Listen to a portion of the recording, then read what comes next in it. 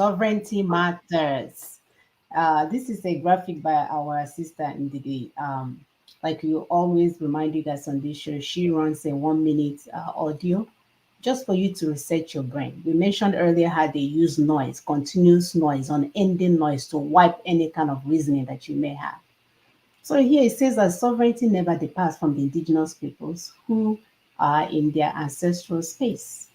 Except in a case of complete dislodgement, the invader can only establish suzerainty that suppresses the sovereignty.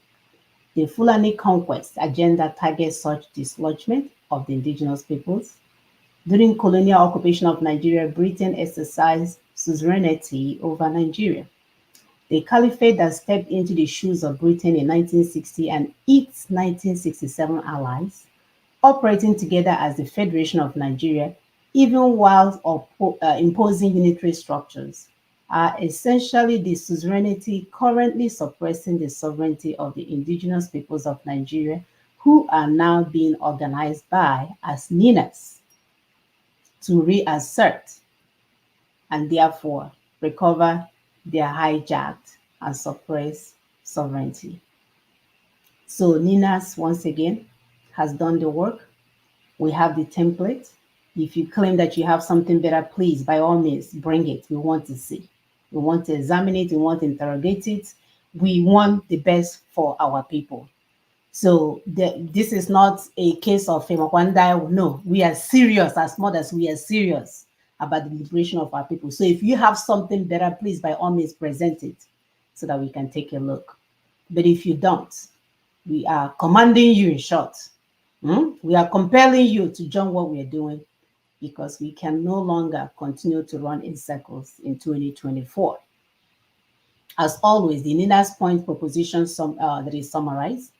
And it says here, the first one is acknowledgement of the constitutional grievances raised in the union dispute, a commitment to decommission the imposed fraudulent 1999 constitution, and no further elections under the 1999 constitution.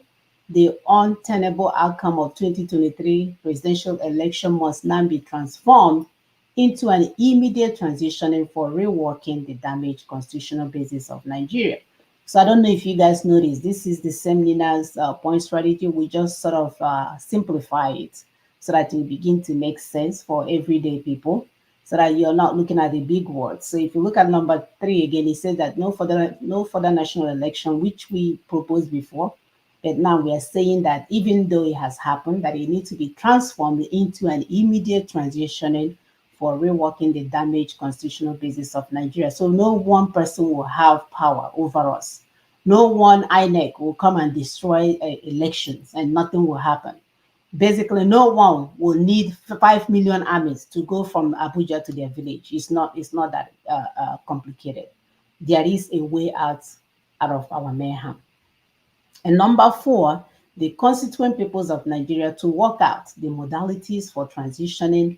And number 5, to announce a time to state transitioning, with first one being multi-regional referendums for constituent components to recommit or opt out of the Nigerian Union, and secondly, district term of union as dictated by the referendum. So basically what we're saying is allow everyone, because people don't want to hear that. That's why the Oba Baroka, what is the name of that guy from last week? The so-called Olisa Bakoba. Not Oba Barok. Okay. Okay, I think he's Oba Barok. I think yeah. that one. So that one. Yeah. So they cannot phantom the fact that it's okay for everyday people to participate in their self-determination. They can handle that. And that's what we're proposing here, to allow everyone, because the constituents make the constitution, to allow the constituents, wherever they are, big or small, wherever they are in their ancestral land, to participate in the referendums. And then depending on what happens with the referendum, then we'll decide how we are going to move forward. So it's a no-brainer.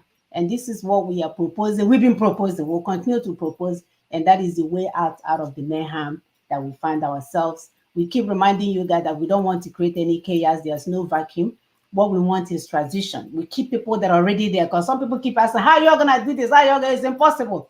But you're there supporting criminals that are destroying our land.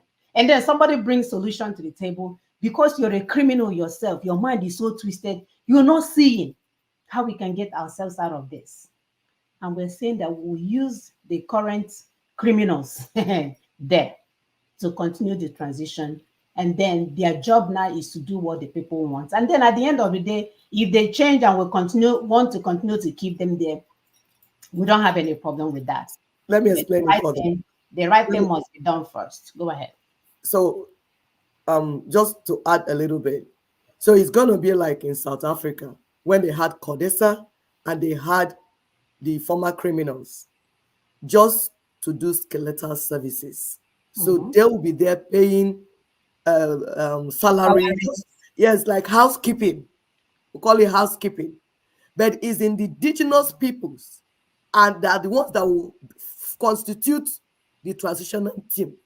And we are not looking for people to be part of it.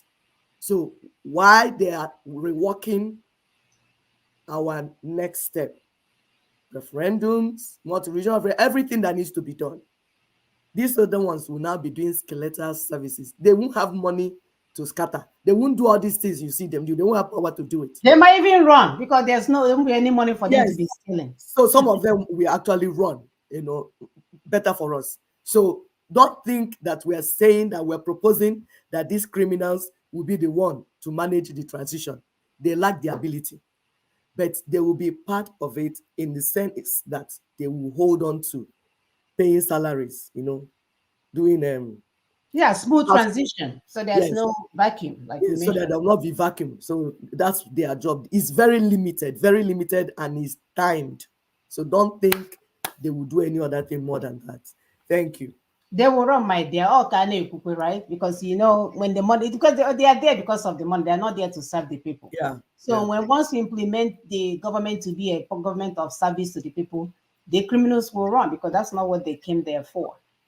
All right, and then this is our announcement.